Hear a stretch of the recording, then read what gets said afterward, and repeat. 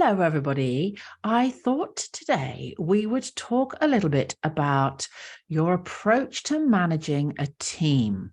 Now, some of you may not have anybody that works for you just at the moment, in which case I'm rather hoping that this is advice that you'll take on board for when the time comes to start growing your business in terms of bringing other people in to help you with the growth, like teachers, administrators, cleaners, maybe if you've got your own premises, social media, marketing or admin marketing, like anybody basically other than yourself in your school. Hopefully this episode is going to help you in terms of preparing for the future. But I have to say, it's probably more aimed at those of you who already have a team. Now, you might have just you and one other person, one other teacher maybe, or you may have a large team that you currently manage. Now, when my school was at its absolute biggest, and I had 5 branches, I had a franchised theatre school, which was a completely separate business. I had probably, just over 20 members of staff, from teachers to administrative help, to cleaners, to bookkeepers. So at one point, I had quite a few people that were working for me in my business. Now, I had zero knowledge, zero training on how to actually manage a team. Absolutely zero, no clue whatsoever.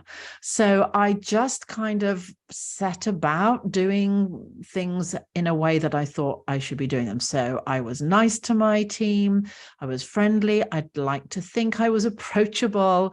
At Christmas, I took them out for a Christmas meal as a thank you. I was always there on the end of an email or a phone call or a text. So I was very available to them, and I was hopefully a nice boss to work for. But that was just about all I did. I just thought I had to be there for them, and they were fine to just do their jobs and to be in charge of what they were doing in terms of their classes and their kids. I was so busy managing the rest of the tasks in the business, all the admin tasks, and trying to grow the school, of course, on top of being a mum of 2 and a wife, and a daughter and all those other things. So I used to have the mindset that was basically this: I'm paying you X amount of money to show up and do your job really well. Like, I don't feel like I should be doing anything else. I don't feel like I should need to do anything else. If you're all fine and everyone's happy and you're doing your job right, like, what else is needed of me? Well, Deborah, you soon found out, didn't you? This is actually my biggest demise. I've probably shared with a lot of you my story of how I went from having a hugely successful business to a business that was a fraction of the size. And actually, today's episode is really focusing in on the thing that went wrong. And that was the way I managed my team. Because what I've realized now, after all my years of studying business and investing highly in learning how to be a better business person, I now realize that actually just leaving them to it is a recipe for disaster. Now, I'm going to give you a really good example of what I mean by this. I had a certain way that I would do things that I assumed, and that is the big flashing neon dangerous light right there, or dangerous word, I should say. I had assumed that everybody else knew and would do too. So an example of this would be when we had a trial student, a new student coming to the studio. So if they came to my class, I would know they were coming. Like, I pretty much learnt the parent's name of whoever was going to bring them and the child's name. I'd be excited because I'm hoping the student's going to sign up, and that grows my numbers. So I'd kind of clocked the name, what class they were coming to. On the day, I would go out at the end of the class, waiting for this new parent to be standing out there, and I would spot them and I would make a beeline and I would introduce myself and I would get down on my knees and talk to the child if it was a little child. And I would make a connection with them, and I would build this kind of immediate rapport with the student and the parent, tell them what was going to happen, where the parent could wait. Like, I would be all over it. And then, of course, I would give this child the best class I possibly could, like bust a gut to make sure that this child had a lovely, lovely lesson, would go out with a big smile on their face, telling mum that they loved the dance class. When can I come back? When can I buy my uniform?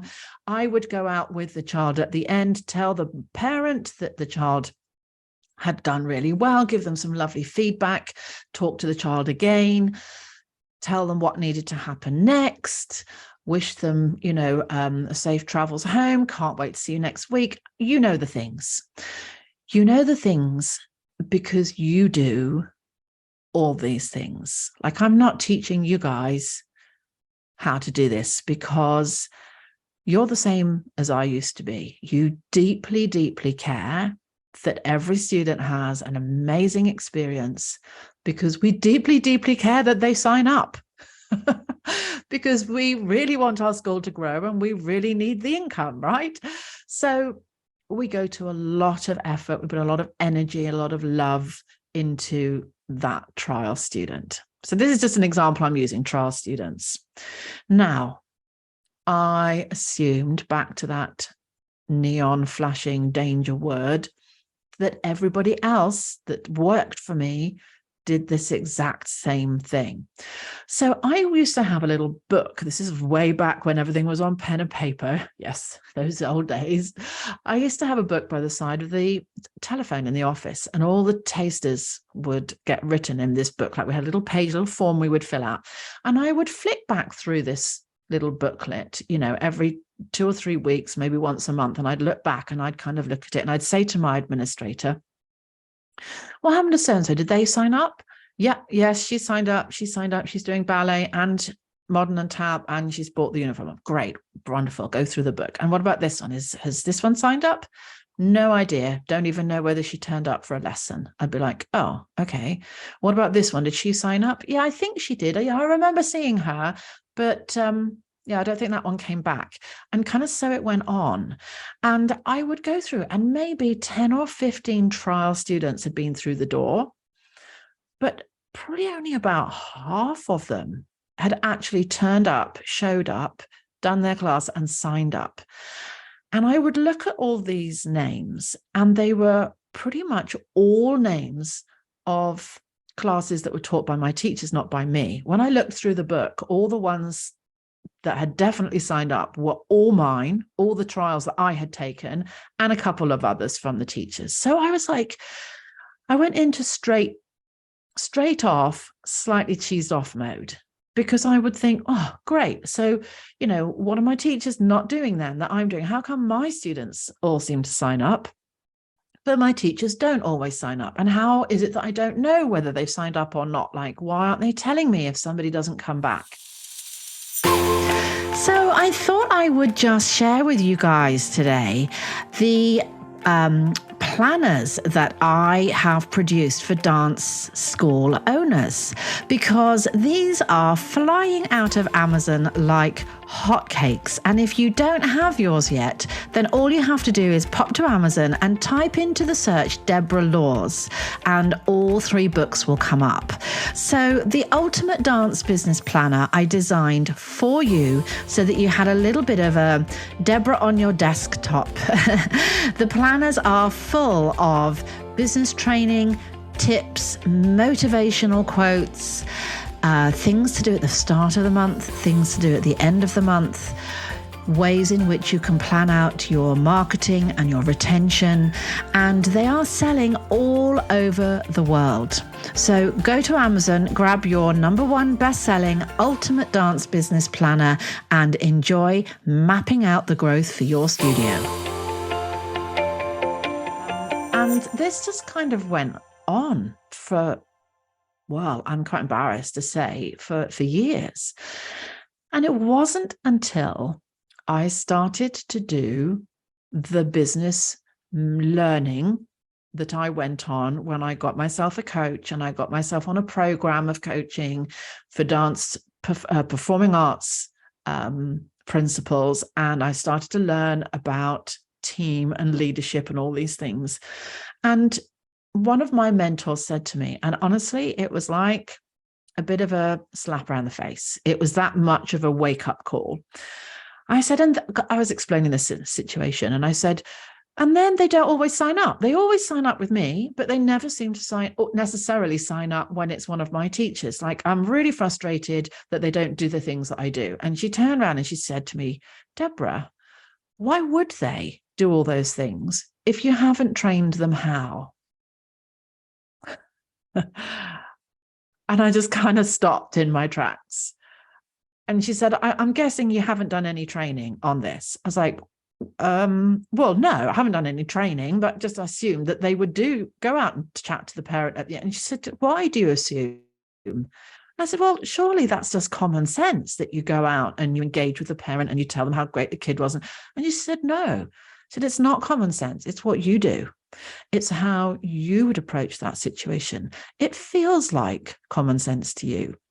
But if you want someone who's working for you to do certain things in certain orders on a regular basis, you need to train them. You need to teach them. You need to mentor them. You need to explain it to them. It needs to be a whole process that everybody is taught how to do so that everybody does it in the same way. And you haven't ever done that. So why are you frustrated at your team when they're not doing something that you just take for granted and do naturally? And that was like, whoa, that was like mic drop moment. That was mic drop being dropped, by the way, except my lips didn't. There we go. No, that's even worse. Okay, scrap that. Anyway, it was just a massive wake-up call. Let's use it that term. I was like, really?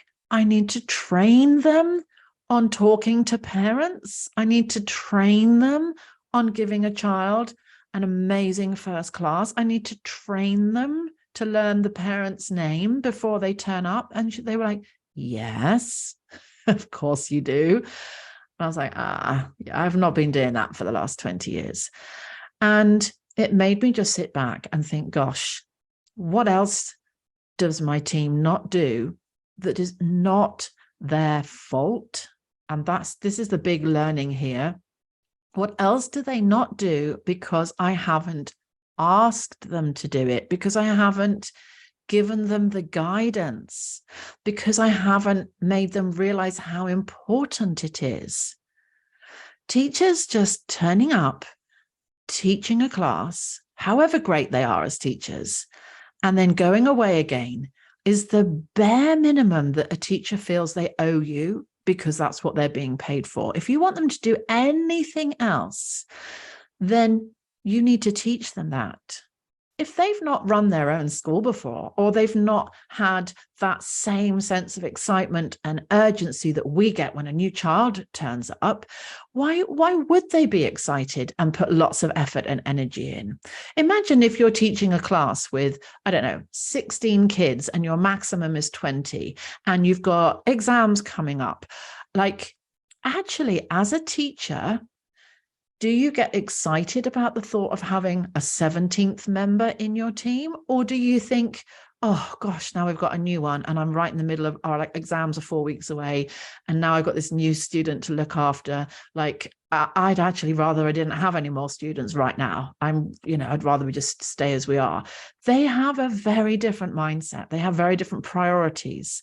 It makes no difference to them if another student joins. It may even make life harder for them.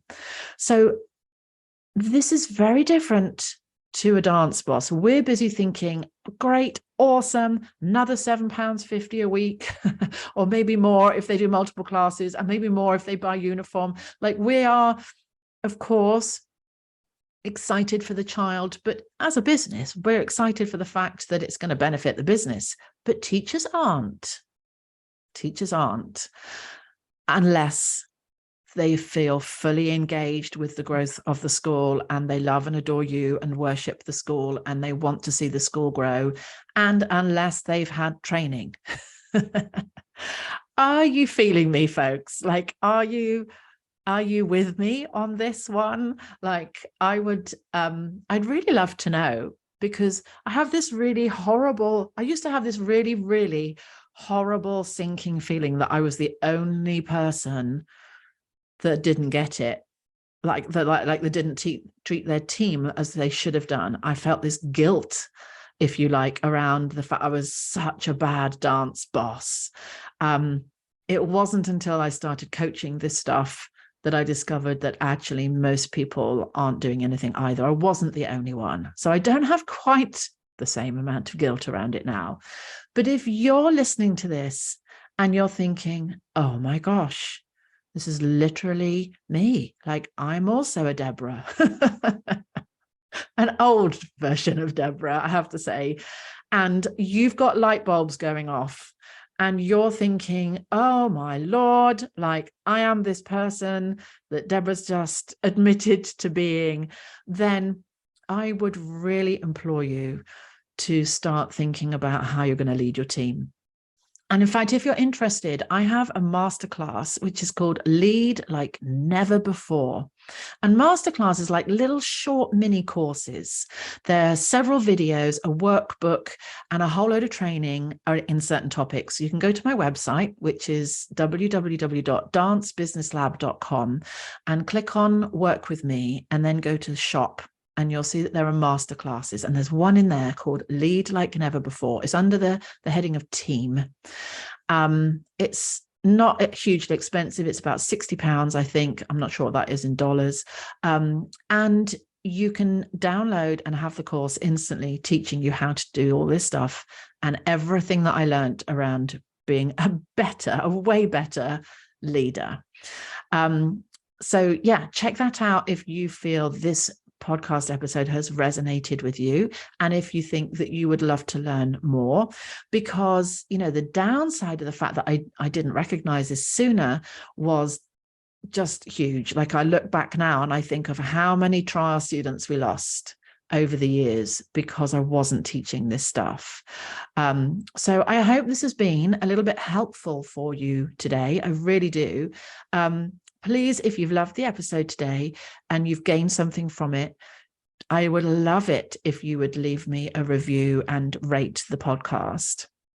Thank you so much, everybody, and have a great day. And I will catch you on the next episode of the Ultimate Dance Business Podcast.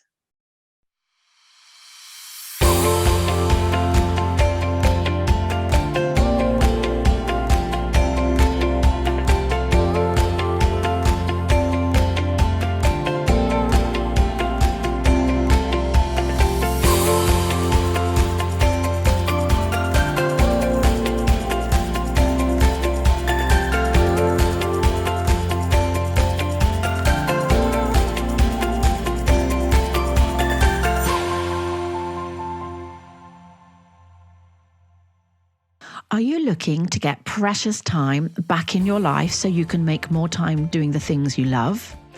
DanceBiz is a class management and booking software from the lovely folk at ThinkSmart that will automate and streamline all your dance school admin. It's the perfect tool for all those tasks that just seem to take so long, and will help you to work smarter, not harder. Message me today, folks, and I can give you a code so you can get 2 months free.